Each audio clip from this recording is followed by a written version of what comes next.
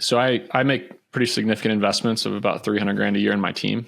I have a head of content. I have 2 audio video editors. And then 2 executive assistants. So my team is 6 people. And also social media doesn't work like it worked 3 years ago. In 2021, 2022, I could make a tweet and it would get hundreds of thousands of impressions and I would get 3,000 to 4,000 new followers. I haven't added 3,000 followers in a month in over a year. Mm-hmm. And I'm making better content than ever and trying harder on it than I ever have. It's harder to sell something. It's harder to promote yourself. It's harder to get people to sign up for your email newsletters. So yeah, that's maybe not what folks want to hear listening to this, but social media, especially X, is not the same as it was in 2021. What does the current workflow look like for you now? I have a bank of 10,000 tweets and my team has them sorted by likes and impressions. So we have the last 5 years worth of data and what struck a chord with people sorted in order of popularity. And we recycle because Twitter's moving. Like it's a new crowd gets on Twitter and gets into Nick Huber every couple months. So I'm not, a billboard. It's a parade, right? I have to keep repeating myself and my message and who I am and what I do.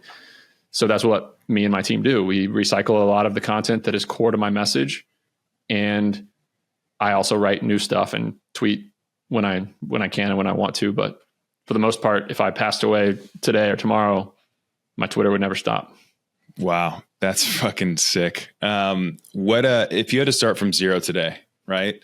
What do you think you would do to grow a social following?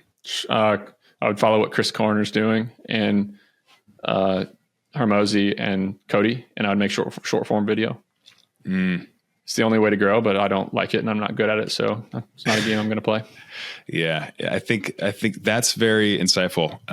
You seem to have a lot of self-awareness, which is something that I think people should get better at and get better at understanding themselves, because if you don't like something, if you're not good at it, like what the fuck, don't try to be someone you're not, which you talk a lot about, weaknesses versus strengths and leaning into that. So how do you think about strengths versus weaknesses? Well, I think I'll speak out of both sides of my mouth again, and I'll give conflicting information. What you just said is true. If you're not good at something and it sucks for you, don't do it. But on the other side of it, like you need to be totally unemotional about what you're doing, and you're following the path of least resistance and trying to accomplish what you want to accomplish, regardless of what it is you're actually doing. Taylor, I bet you are not like designing your dream life and it's like, oh, I'm going to start by cold calling for 5 years of my life. No, that's hell, right? But you did it because to accomplish goals that you had personally. So yeah, I think you forget about what you want to be doing and what you're good at, and you go play where the opportunity is. Mm-hmm. So luckily I already have my following.